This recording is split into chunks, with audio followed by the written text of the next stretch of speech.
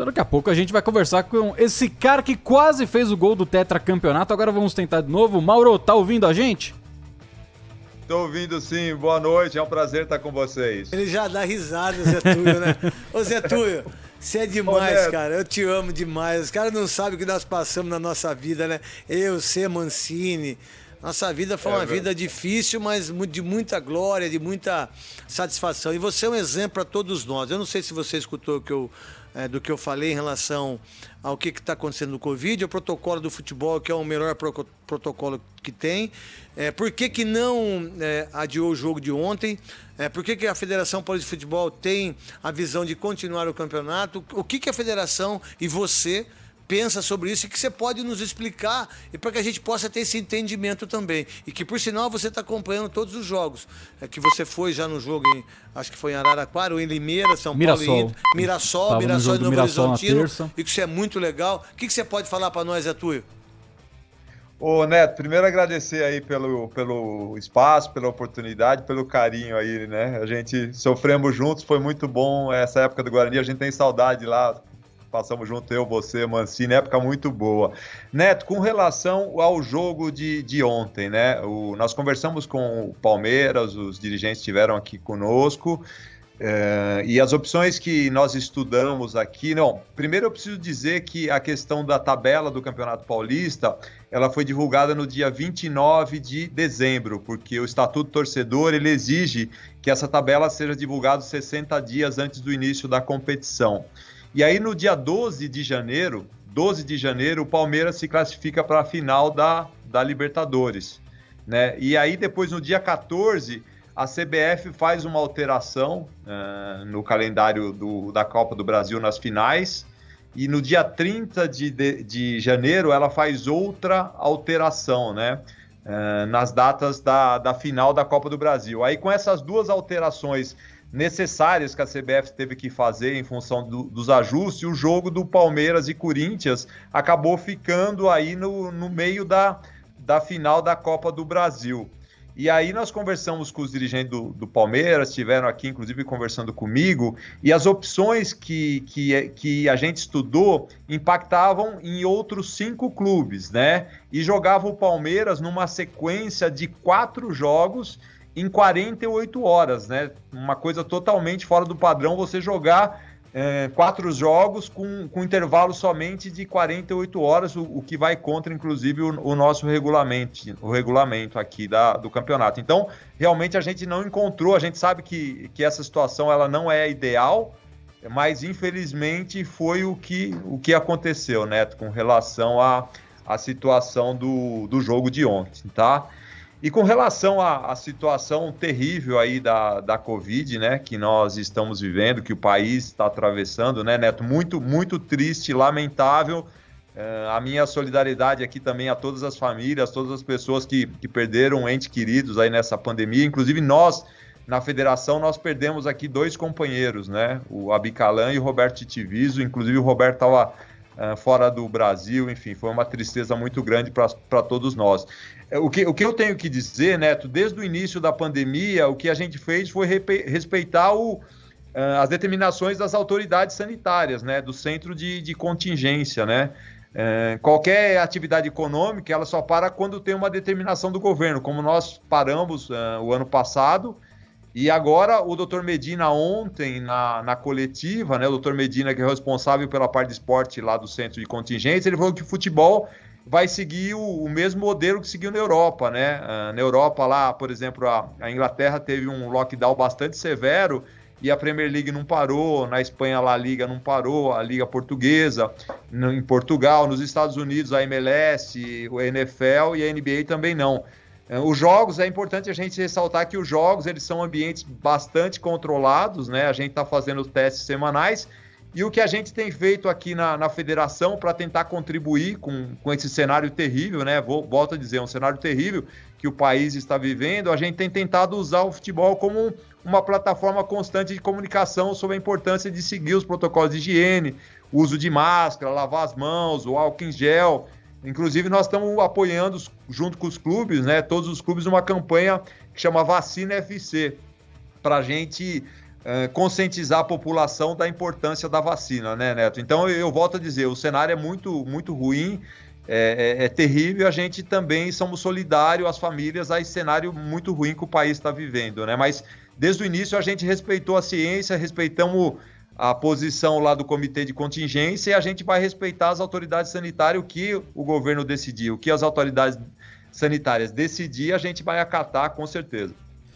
Mauro, tudo bom? Gustavo Soler aqui, obrigado por atender a gente. E neste momento, né, há cerca de 20 minutos, o Ministério Público, por meio do presidente da Comissão Nacional, o Valberto Lira, da Paraíba, ele solicitou a suspensão do futebol no Brasil. Vocês já receberam alguma coisa a respeito desta situação? Como você acabou de ressaltar, né? A Federação Paulista está cumprindo com todos os protocolos a todo momento, respeitando tudo que está acontecendo, principalmente nessa situação de evitar novos casos e que a gente não tenha nenhuma morte dentro do futebol paulista. Mas hoje o Camacho testou positivo para a Covid-19, ele estava na concentração do Corinthians, foi retirado de última hora quando apresentou sintomas, e o Lucas Piton agora apresenta sintomas e aguarda o resultado do teste dele, ele que entrou em campo no clássico contra o Palmeiras na noite de ontem. Então, queria que você falasse a respeito desta publicação do Ministério Público por meio do Valberto Lira, da Paraíba, e de como que esses casos de uma possível infecção de um atleta que testou negativo na véspera da partida, talvez ele entrou em campo com o vírus. Então, como que fica toda essa situação, Mauro? Por favor. Soler, bom, nós não recebemos ainda nenhuma comunicação com relação ao Ministério Público, né? A gente, inclusive, no ano passado, quando houve a volta, teve aprovação não só do Comitê de Contingência, como do próprio Ministério Público do Trabalho, eles estavam juntos. A gente acha importante também, porque é mais um órgão, é mais uma autoridade, e o momento é de responsabilidade e de todo mundo que se preocupa de estar junto, né? Então a gente vai acatar, como eu disse, qualquer decisão das autoridades sanitárias ou jurídicas, né, com relação à questão da pandemia. E a gente está muito preocupado com o caso do Corinthians, nós acompanhamos de perto, né? Quando o Alessandro me ligou, ele me falou que o Anderson, acho que é auxiliar do Mancini, o próprio Roberto de Andrade, que é uma pessoa de idade também, ou seja, a gente acompanha com muita preocupação todo esse cenário, né? Enfim, é um momento muito difícil para o país, Soler. Nós, enfim, como eu te comentei, já perdemos gente aqui da federação. Enfim, a gente vai acatar o que as autoridades decidirem, mas a gente também estamos extremamente preocupados com esse cenário. Enfim, ontem foi recorde de mortes no país, né, Soler? Um cenário horrível. É um cenário horrível, infelizmente ontem 1.910 pessoas faleceram por conta da Covid-19 e, Mauro, é muito importante o seu depoimento mostrando toda a preocupação da Federação Paulista em cima da Covid-19 e a partir da meia-noite do sábado teremos novas restrições, o estado inteiro entra na fase vermelha do combate à pandemia da Covid-19 e aí também teremos novas restrições de horário, entre aspas, né, um toque de recolher.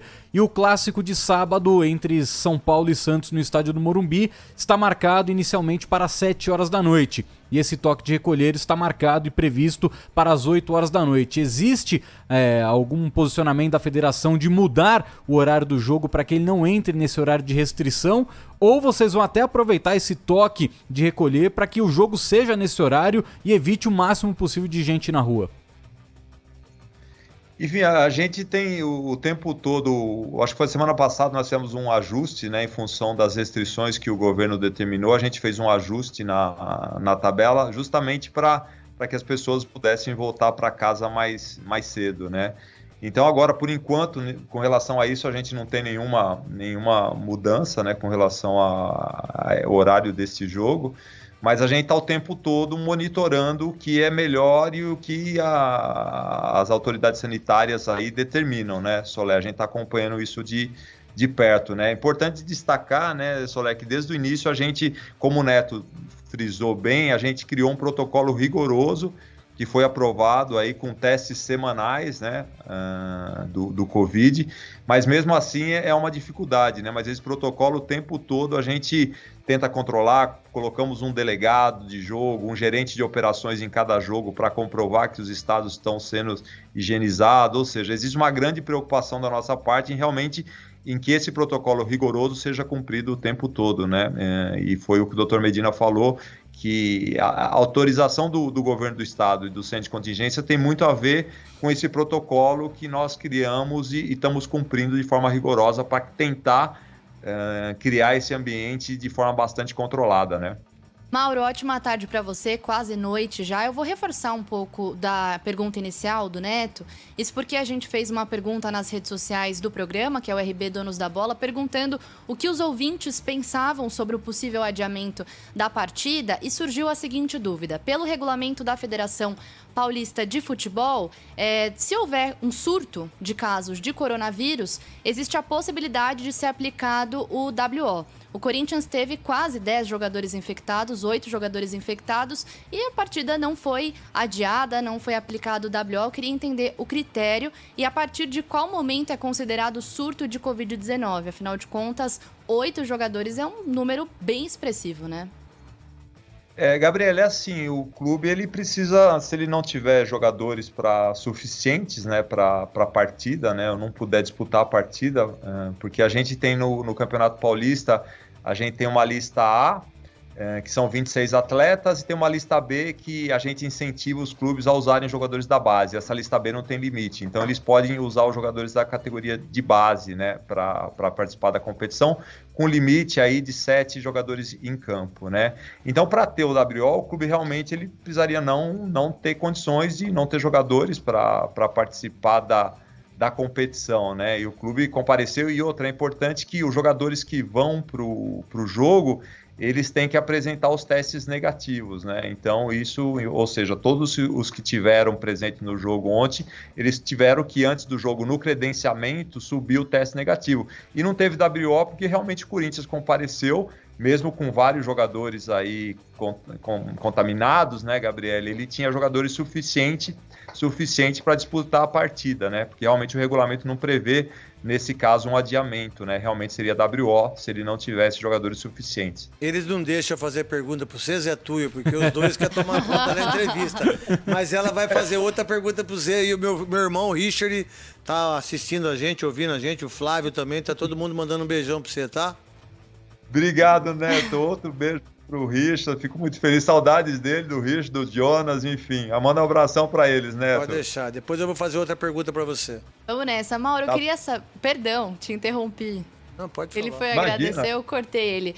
Mauro, eu queria perguntar sobre o futebol feminino, isso porque no ano passado a gente teve um episódio muito chamativo, né? O São Paulo goleou o Taboão da Serra por 29-0, isso deixou em evidência a falta de organização de alguns clubes, e é claro que isso tem ligação também com a federação. Queria saber o que vocês planejam fazer para a edição desse ano do Campeonato Paulista Feminino, para que haja uma melhor fiscalização dos clubes, para saber se tem estrutura, se tem jogadoras o suficiente, e principalmente se há condições de testagem, assim como há no masculino.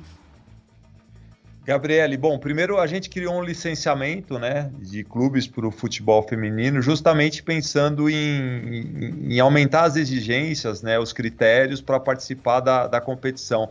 Aí a gente luta por um equilíbrio, né, Gabriele, que ao mesmo tempo que é uma modalidade que a gente quer fomentar, mas a gente não quer também que entre clubes com estruturas tão precárias, né, para participar da competição. Então a gente reconhece o nosso erro e a gente fez esse ajuste, né, nas exigências para a gente qualificar essa competição.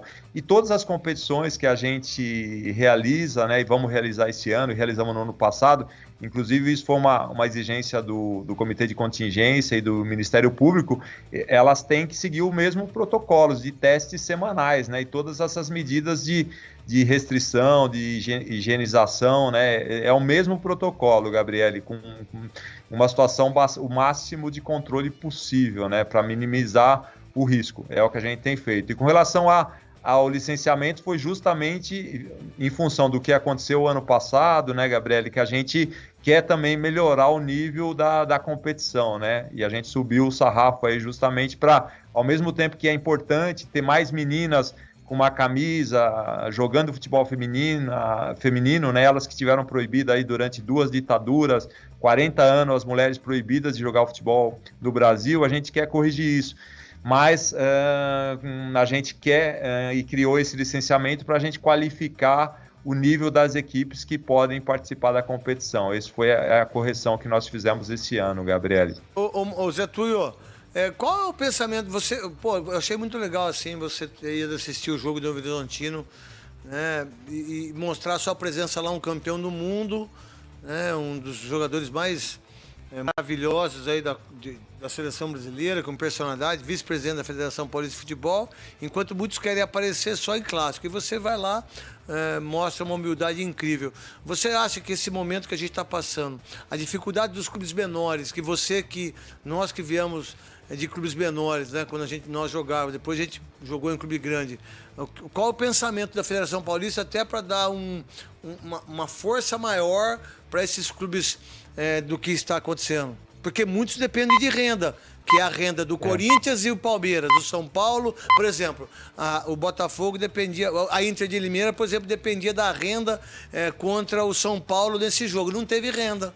Então, uma renda do jogo da Inter contra o São Paulo, vamos supor que desse 250 mil. Né? É quase a folha salarial dos 4 meses do campeonato. Como pensar isso nesse sentido? Até porque o patrocínio, sem ter renda, como que eu consigo distribuir isso para esse ano monstruoso que nós estamos passando e para o seguinte, porque eles precisam de uma ajuda, não sei se é só financeira ou de um pensamento coletivo da federação. Eu pensei nisso agora. O que você pensa disso? Ô Neto, não, estou totalmente de acordo, até porque, né, Neto, a nossa realidade, a gente sabe que o interior de São Paulo é um manancial da onde nascem os jogadores, né? No Guarani, eu não preciso nem falar a quantidade de jogadores lá que saíram do Guarani, enfim. Eu fui pro Bragantino, eu só joguei em time pequeno na minha vida, eu nunca joguei em time grande, só joguei em time do interior, né? E a força do futebol de São Paulo é o interior. Então a gente tem uma preocupação muito grande, Neto, de estar próximo desses clubes, de apoiar, né? Esse ano, Neto, eu falo, a grande alegria nossa aqui na federação, lógico que a gente ficou muito feliz de ver o Palmeiras e o Santos na final da Libertadores. Mas eu vou te falar que a grande alegria que nós tivemos aqui foi ver o Mirassol, campeão da Série D, subindo para a Série C do Campeonato Brasileiro.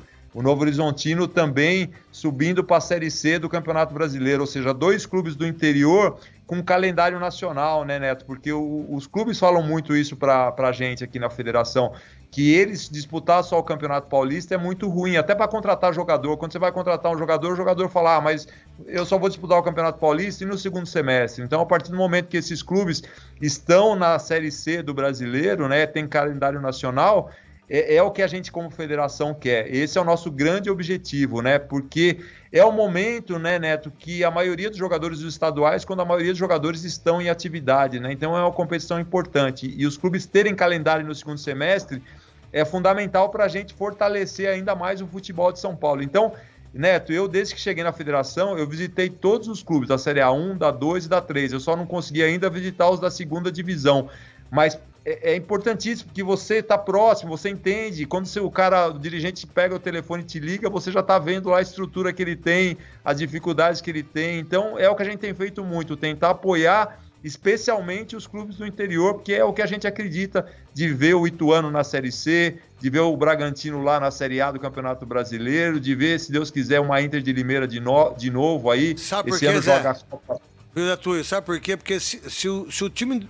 E aí você foi muito bem em relação ao Mirassol, porque se o clube não tiver a renda, como que ele consegue pagar o salário? E no final, tecnicamente, o Campeonato Paulista perde muito se os clubes do interior não tiver dinheiro para pagar o salário dos jogadores. Não, com certeza, Neto, com certeza. Essa questão da renda está sendo uma dificuldade enorme, né? A gente, como federação, né, Neto, a gente perdeu 40% de receita, e é o que está acontecendo com os clubes também, né? Infelizmente, aí tem a cota das detentoras de direitos da competição, então os clubes estão recebendo, então tentando manter as finanças somente com a cota de TV, sem público nos estádios, né? Que a gente espera, se Deus quiser, após a vacina, que a gente vai ter público nos estádios. E a gente, né, Neto, tentar acompanhar isso de perto. Eu falo com os jogadores, eu tenho o grupo dos capitães no meu celular, da 1, da 2, da 3. Às vezes tem algum atraso de salário, alguma dificuldade, eles avisam a gente também. Eu falo com o presidente Reinaldo aqui, converso com o presidente do clube, tenta ver o que está acontecendo, se precisa de alguma coisa, se a gente pode ajudar, porque é fundamental também que os jogadores recebam em dia para, né, Neto? As dificuldades já são grandes. Recebendo em dia, com tudo certinho, já é difícil, né? Então a gente tem tentado estar próximo, Neto, dos clubes e entender o máximo que a gente puder as dificuldades para ajudar. Que legal, Zé Túlio. Você tem pode falar aí. Para encerrar da minha parte, até aproveitando esse ponto, porque o Mauro citou algo que é fundamental, né? A gente sempre tem que destacar que não são todos os jogadores no Brasil que recebem uma fortuna. 96% ganha 2 salários. Exatamente. Então são jogadores de Série A2, Série A3, a segunda divisão, né? A ex-Bzinha. São jogadores que às vezes recebem salários mínimos. Então são atletas que dependem do futebol para darem sustento para suas famílias e que buscam, quem sabe, um dia chegarem ao patamar de receber em dólar, em euro, jogando fora do país, recebendo salários tops do futebol brasileiro também. Mauro, você destacando esses pontos, né, de ser fundamental cada vez mais clubes paulistas disputando campeonatos nacionais, a importância de ver o futebol do estado cada vez mais forte. É claro, nesse momento de pandemia é complicado a gente imaginar isso, mas quando o mundo voltar a ser o mundo que a gente conhecia, e se tudo der certo, isso não vai demorar para acontecer. Né? Exato, então a gente torce para a vacina para que o mundo volte àquele mundo que a gente conhecia e reclamava. Você acredita que o Campeonato Brasileiro pode ficar ainda maior na questão de divisões nacionais, ou seja, não termos apenas Série A, B, C e D, quem sabe ter até uma Série H, ou seja, mais clubes disputando campeonatos nacionais, até para abrir esse leque, porque hoje a Federação Paulista tem os estaduais, quando eles acabam, a federação ainda faz a Copa Paulista para tentar movimentar os clubes, tentar movimentar dinheiro para esses clubes, mas a gente sabe que não tem o mesmo apelo de uma competição nacional. Você acredita que no futuro, talvez, por conta do tamanho do Brasil, outras divisões nacionais podem aparecer? Olha, Soler, a pergunta é interessante. O que é importante, realmente, a gente fala no Brasil aqui de um cenário de 800 clubes, né? E aí, num cenário de 800 clubes, se a gente pegar lá os 60 clubes que jogam a Série A, a Série B, a Série C e depois com a Série D, que não é um calendário garantido, e a Copa do Brasil, a gente precisaria de mais clubes com um calendário anual, com um calendário nacional. E isso é fundamental, porque assim, quanto mais jogadores e mais comissões técnicas estiverem em atividade durante todo o ano, da quantidade você tira a qualidade. Era o que era o futebol, né, Neto? Antigamente você ia nos campeonatos amadores por aí, Morungaba, Santo Antônio de Posse, que é o Neto lá, tinha tanto jogador que não dava nem pra gente passar perto e entrar no campo, que tanto jogador bom que tinha, né? E esses campos hoje estão vazios. Então, essa questão de massificar a prática do futebol outra vez, né? Porque senão o garoto vai pro celular, vai pro computador, a gente precisa novamente ter mais clubes, mais comissões técnicas em atividade o ano todo. Isso, para mim, é o que vai fazer a gente fortalecer o futebol brasileiro. O Zé Túlio, sabe que também é massificar, como você disse, os próprios clubes da cidade. Né? Porque pode. Se você pensar, onde a gente nasceu, eu sou de Santo Antônio de Posse, você de Monte Alegre do Sul. Quantas vezes eu fui jogar no Santa Sofia? Quantas vezes eu fui jogar em Serra Negra? Quantas vezes eu fui jogar em Amparo? Quantas vezes eu fui jogar em Jogaríuna? Quantos meninos saíram dali? Morungaba, Arcadas, que tinha um campo maravilhoso. Né? Quantas vezes nós fizemos ali, isso falando de nós dois. Taquaritinga também, que mas isso o da Cate deu uma sumida. Então, mas da nossa região, sim, nem clubes que eram de primeira, Mogi Mirim, Mogi Guaçu, né? Itapira, Itapirense. Da minha cidade, da onde eu moro, de Santo Antônio de Posse, lá a gente tem 2 campeões do mundo. Isso de seleção. Belino e Mauro Silva. Um de Itapira e um de Monte Alegre. Não tem 80 quilômetros. Aí você tem o Chicão, que é de Silva Gerbe. Aí você tem o Humberto.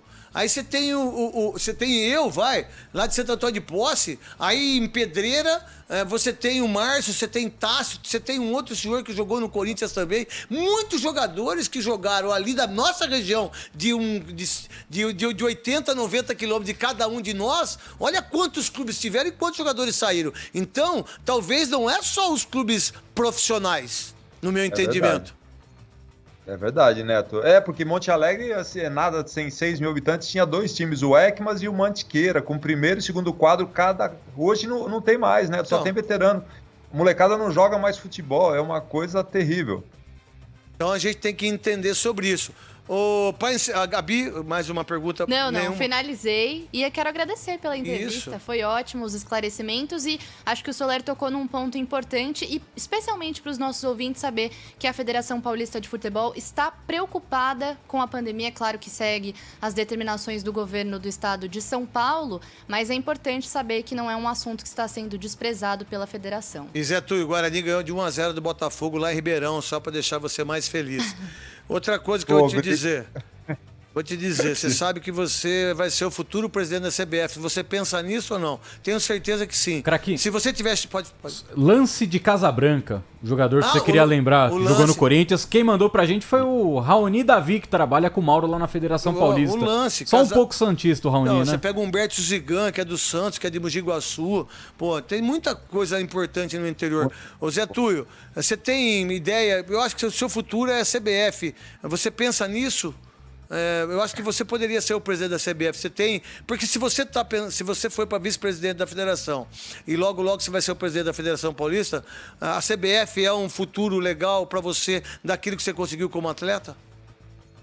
Ô Neto, assim, eu te agradeço aí as palavras, fico lisonjeado, mas assim, hoje eu tenho muito trabalho aqui na federação para fazer, né? Tenho aprendido muito nesses últimos anos que eu estou aqui. A minha ideia, meu objetivo é contribuir cada vez mais, onde eu estiver, né, Neto? O Ricardo Rocha fala uma coisa que o mais importante é tocar na banda, não importa o instrumento, né? Então eu estou feliz de estar aqui, de estar contribuindo, né? De estar ajudando o futebol. Né? Então, eu te agradeço muito aí, Neto, pelas palavras. Ô, Gabriel, Soler, eu sempre que o Neto convida, não é um convite, é uma convocação, porque se não fosse por ele, eu não estaria aqui com a federação, eu não teria chegado na seleção, ele não fala, mas ele me ajudou muito entre os que ele ajudou e ele ajuda, né? Ainda hoje, mas se não fosse por ele, eu não estaria aqui. Então, sempre que ele convidar, eu vou estar presente, tá, Neto? Mas, vou contar uma coisa aqui que o Neto nunca falou no ar. Ele torceu para aquela bola que você chutou, o Palhuca realmente defender, e quando bateu na trave ele vibrou, porque ele falou, olha, se o Mauro fizesse o gol ia ser uma perna. Imagina, olha só quantos jogadores do Guarani disputaram Copa do Mundo. Zé Túlio é um deles. Ô Tuião, muito obrigado, um beijo no seu coração. Essa foto aí, se eu não estiver errado, é do Pelé chutando pela camisa do Santos e o Gilmar, que é o goleiro do Corinthians, não é não, que tá atrás de você aí? Isso mesmo, essa é uma das relíquias que tem aqui na federação, aqui, né? Tá muito legal essa foto aqui. Isso mesmo que você falou, tá perfeito. Pelé e o Gilmar. Beijo pra você, você é o Pelé nosso hoje. Valeu, irmão. Obrigado, Neto. Fica com Deus, um beijão, um beijo na família. Espero que esteja tudo bem com vocês aí, tá, Soler e Gabriele? Foi um prazer participar, tá? Um grande abraço a todos. Manda um abraço pro Reinaldo Mauro. aí, tá? Fala que ele é um baita cara. Eu conheço o Reinaldo desde quando ele era de arbitragem. Manda um abração pra ele, Zé Túlio. Beijo no seu coração aí. Neto, quando você puder, vem aqui um dia almoçar, nos visitar aqui. Pode deixar, vou falar pro Reinaldo. Mas só eu sei, hein? Sem essas malas que vai aí pedir as coisas. Não, é só nós. Aí fica eu, você, e deixa a Ana Paula do outro lado, porque senão ela vai querer falar sozinha. Não vai deixar nós falar. Não, combinado. Falou, Zé Túlio. Um beijo no seu coração.